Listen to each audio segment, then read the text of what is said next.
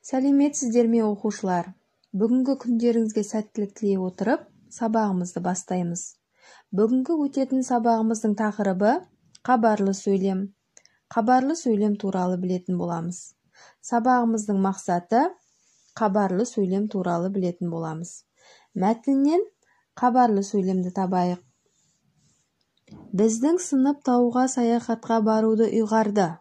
Саяхатқа бару үшін демалыс күні сағат 10-да мектептің алдына жиналдық.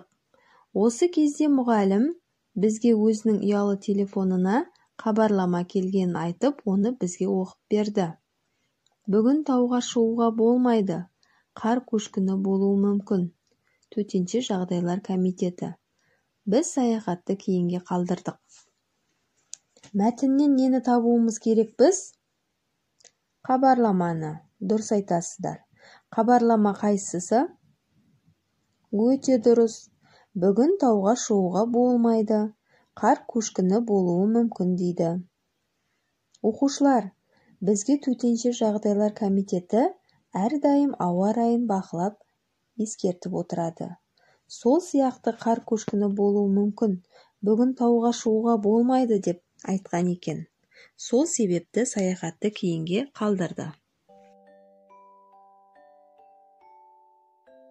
Алан, бүгін аптаның қай күні білесің бе? Я, бүгін жексенбі. Бүгін демалыс күні емес пе? Бұл менің сүйікті күнім. Дана, мен әсіресе жазғы демалыс күндерін жақсы көремін. Неліктен, Алан? Себебі жазғы демалыс 3 ай болады. Жазда көп деген жерге барып, демалуға болады. Дұрыс айтасың. Жаз кезі тамаша. Я, ендіше бүгінгі демалысымызды да қызықты өткізейік. Екеуміз бірге мына журналдан киім таңдайық. Керемет ой, кел, қажетті киімдерді күндіз таңдайық. Кешке анамызбен бірге барып, киімдерді сатып аламыз. Бірге таңдау жасайық. Кел, отыр. Алан, қарашы. Мен мынау қызыл көйлекті ұнатып тұрмын. Әдемі ме? Өте керемет екен. Мен қара шалбар, сары жейде таңдадым. Үйлесе ме? Алан, менің ойымша қара шалбар мен көк жейде үйлеседі. Я, өте әдемі екен. Маған да ұнап тұр. Тамаша. Жүр, анамызға таңдауымызды айтайық. Есіңе сақта, мәтінге қарағанда хабарламаның көлемі қысқа әрі шағын болады. Хабарламада нақты бір ақпарат туралы ғана айтылады. Хабарламаларға назар аударамыз. Айжан, туған күніме құттықтаймын. Әсел. Хабарлама бізге қазіргі заманда балалар телефонымызға келеді, я?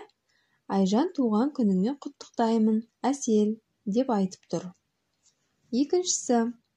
Ертең сағат 12-де әуежайдан күтіп ал. Бір адам келе жатыр.